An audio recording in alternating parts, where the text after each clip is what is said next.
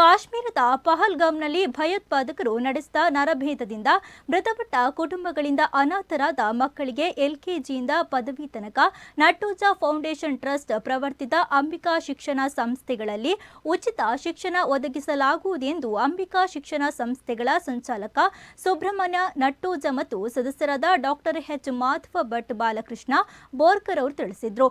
ಅವರು ಪುತ್ತೂರಿನಲ್ಲಿ ಸುದ್ದಿಗೋಷ್ಠಿಯನ್ನು ನಡೆಸಿ ಮಾತನಾಡಿ, ಕಾಶ್ಮೀರದಲ್ಲಿ ಹಿಂದೂಗಳ ಮೇಲೆ ನಡೆದಿರುವ ದಾಳಿಯಿಂದ ಹಿಂದೂ ಸಮಾಜ ತಲೆ ತಗ್ಗಿಸುವಂತಾಗಿದೆ.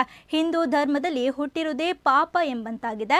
ಹಿಂದುವಿಗೆ ಅನ್ಯಾಯ ನಡೆದಾಗ ಅದು ದೇಹದಲ್ಲಿ ಪಸರಿಸುವಂತೆ ಸಮಾಜದಲ್ಲಿ ಪಸರಿಸಬೇಕು.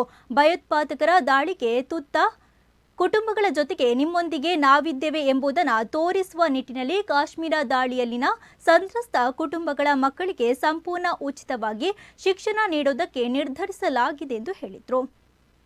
ಮಕ್ಕಳು ಅನಾಥರಾಗಿದ್ದಾರೆ, ತಂದೆ ತಾಯಿಯನ್ನು ಕಳ್ಕೊಂಡಂತಹ ಮಕ್ಕಳು ಅನಾಥರಾಗಿದ್ದಾರೆ. ಇವತ್ತು ಅನಾಥ ಪ್ರಜ್ಞೆ ಅವ್ರಿಗೆ ಕಾಣ್ತಾ ಇದೆ. ಕೇವಲ ಹಿಂದೂ ಅಂತ ಹೇಳುವಂಥದ್ದು, ಹಿಂದೂ ಧರ್ಮದಲ್ಲಿ ಹುಟ್ಟಿದೆ ಒಂದು ದೊಡ್ಡ ಪಾಪ ಅಂತ ಹೇಳುವಂತಹ ರೀತಿಯಲ್ಲಿ ವರ್ತನೆಯಿಂದಾಗಿ ಇವತ್ತು ಅನಾಥರಾಗಿದ್ದಾರೆ. ಈ ನಿಟ್ಟಿನಲ್ಲಿ ಅಂಬಿಕಾ ಸಮೂಹ ಸಂಸ್ಥೆಗಳು ನಾವು ಒಂದು ದೃಢ ನಿರ್ಧಾರವನ್ನು ತೆಗೆದುಕೊಂಡಿದ್ದೇವೆ ಅಂತಂದ್ರೆ, ಯಾರು ಅನಾಥ ಮಕ್ಕಳಿದ್ದಾರ, ನೀವು ಯಾರು ಅನಾಥರಲ್ಲ. ನೀವು ಕೇವಲ ಚಿಕ್ಕಪ್ಪ ದೊಡ್ಡಪ್ಪ ಸೋದರ ಮಾವ ಯಾವ ಇದ್ದಿರ್ಬೋದು ನಿಮಗೆ ಸಮಾಜ, ಆದ್ರೆ ಸಮಾಜ ಕೇವಲ ಅಷ್ಟಕ್ಕೆ ಮಾತ್ರ ಅಲ್ಲ, ಪುತ್ತೂರಿನಲ್ಲೂ ನಿಮ್ಮ ಸಮಾಜ ಇದೆ. ನಿಮ್ಮೊಂದಿಗೆ ನಾವಿದ್ದೇವೆ, ನಿಮ್ಮೊಂದಿಗೆ ಸದಾ ಸ್ಪಂದಿಸ್ತೇವೆ.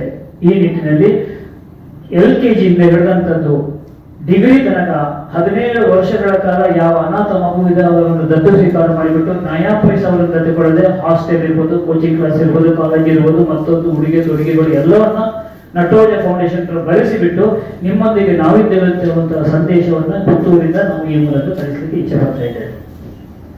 ಇದುವರೆಗೆ ಯಾರು ಇದನ್ನು ಮಾಡಿದ್ದಿಲ್ಲ. ಅನೇಕ ಸಲ